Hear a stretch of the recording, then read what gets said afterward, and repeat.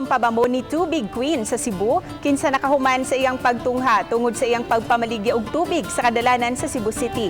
Karon trending na usab si Tubig Queen kay bisan sa kabisi isip usa ka magtutudlo, migahin usab siya og oras aron mo voluntaryo makaabag sa mga frontliners. Kini ang report ni Femery Dumabo.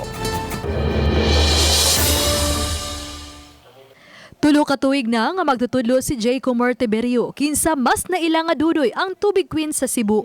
Bisan pa niini, wa talik din ni Dudoy ang nakatabang niya og nahimong inspirasyon sa uban, ilabi na sa mga batang naningkamot maong iyang pagka-Tubig Queen. Ako gisal sa Ginoo bisan mao man ako eskwela, mo pa lang ko kanang di na ko nabayaan ma'am hangtod sa kantura man bisan busy kay ko nagtudlo na nya mga gigs sila magwag tagpaglaom because I believe everything happened for a reason. Kay pandemic man ug nagsunod siya sa mando sa gobyerno, mihunong una si Dudoy sa pagpaninda og tubig sa dan. Nabisi usab siya sa preparasyon alang sa pagbukas sa klase, ilabi na nga usana siya ka public teacher sugod karong Agosto.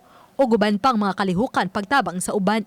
Gawas niini migahin siya og panahon aron mo voluntaryo pagtabang og paglingaw sa mga frontliner diha sa libreng bus nga gitanyag sa gobyerno.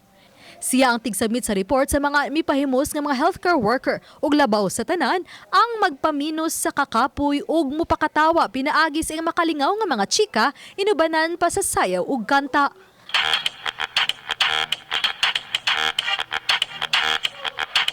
Alang kang Dudoy nga bisan unsa kadaghan sa imong problema ang ngailang nga mugahin og oras aron makatabang sa bisan unsa kagagmay nga paagi halang sa uban. Gulang jud ko ma'am and then balag way bayan pa sa ma-inspired nga ni sila ma'am and then kini ma'am kining balag way bayad ma'am ang ako kay serbisyo kay ang kalipay sa tao di man jud mabayaran ma'am. Sir is the best medicine man jud ma'am. Kailangan na kay problema I mean kanang ismay lang nimo ma'am balag sakit ma'am ismay. Uban ni Cleofer Lumayag, ako si Femery Dumabok. Balitang Bisdak.